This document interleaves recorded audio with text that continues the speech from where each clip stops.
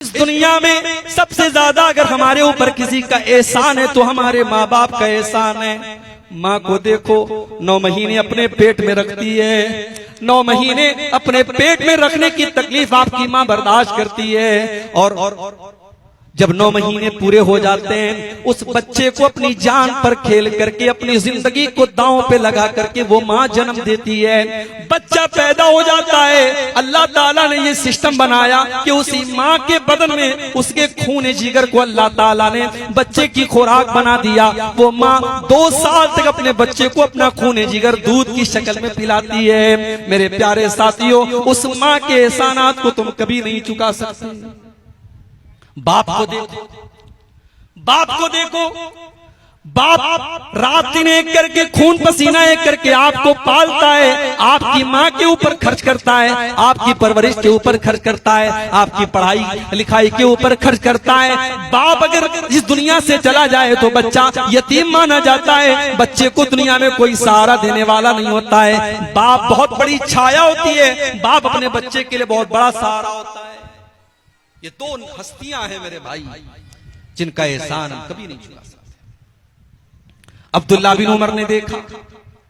एक आदमी खाने काबा का तवाफ कर रहा है,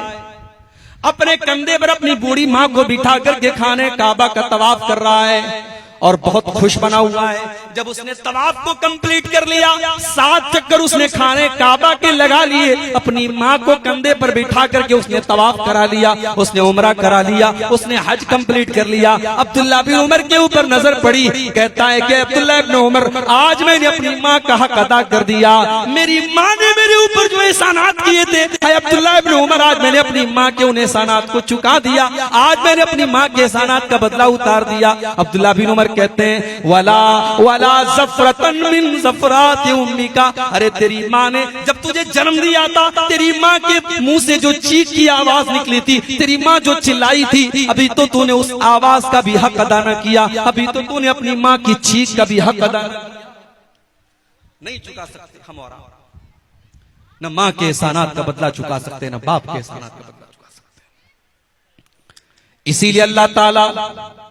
अपनी तौहीद का ऐलान करने के बाद दूसरा हुक्म क्या दे रहा है, वह बिल वालिदैन एहसाना, अपने माँ बाप के साथ मरते दम तक भलाई करते रहो।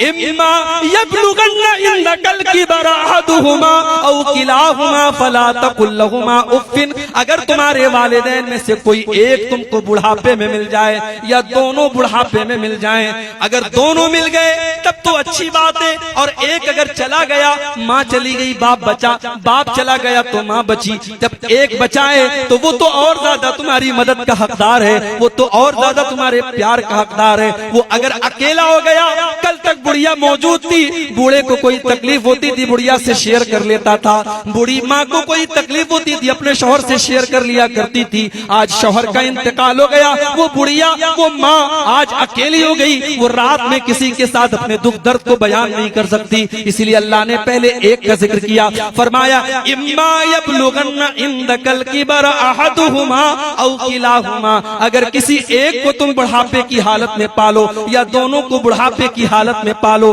फला तकुल लहुमा उफ्फिन, तो खबरदार अपनी बूढ़ी माँ को, अपने बूढ़े बाप को तुम कभी उफ भी मत कहना, उफ भी मत कहना। अरबी जबान में किसी को तकलीफ पहुंचाने के लिए सबसे हल्का अगर कोई लफ्ज है उफ है। अल्लाह ने कहा कि उफ भी मत कहना, यानी तकलीफ पहुंचाना, उनसे बदतमीजी करना, उनकी आंखों में आंसू लाना तो बड़ी दूर की बात है। तुम्हें अपनी जुबान से कोई ऐसा लफ्ज भी नहीं निकालना है जिससे तुम्हारी माँ को तकलीफ पहुंचे, तुम्हारे बाप को तकलीफ पहुंचे। यहां एक बात की और वजाहत कर देता हूं, जरूरी नहीं है हर मसले में माँ बाप सही हो, माँ बाप की जिद गलत भी हो सकती है, माँ बाप का फैसला गलत भी हो सकता है। अगर माँ बाप की कोई गलत बात है आप मत मानो मेरे भाई, उनकी हर बात मानना जरूरी नहीं है, उनकी गलत बात को आप इनकार कर सकते हो, मगर बदतमीजी करने का, उनको तकलीफ पहुंचाने की अथॉरिटी आपको नहीं है। उनकी गलत बात आप मत मानिए, लेकिन उनके साथ अच्छा सलूक करते रहिए। आपकी बीवी है, माँ की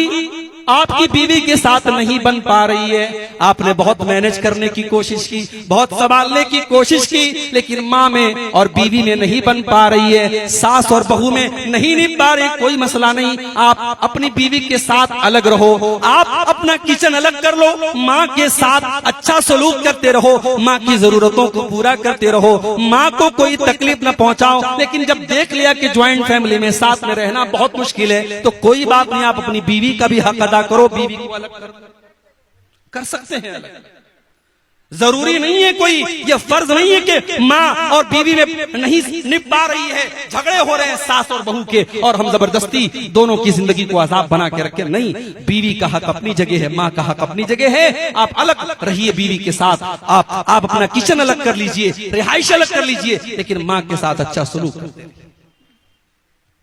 अल्लाह ने फरमाया उनको उफ भी न कहना, वला तनहरहुमा,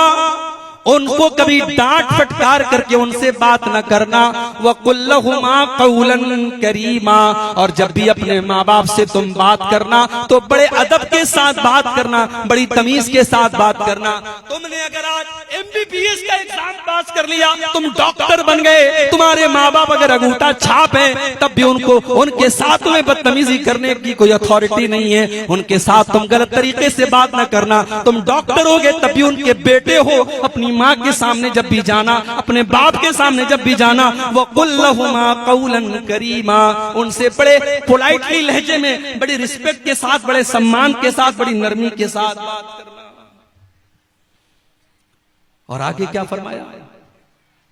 वक़्फ़िज़ लहुमा जनाहज़्ज़ुल्लि मिनर रहमा, जिस तरीके से परिंदा आसमान से जब उतरता है,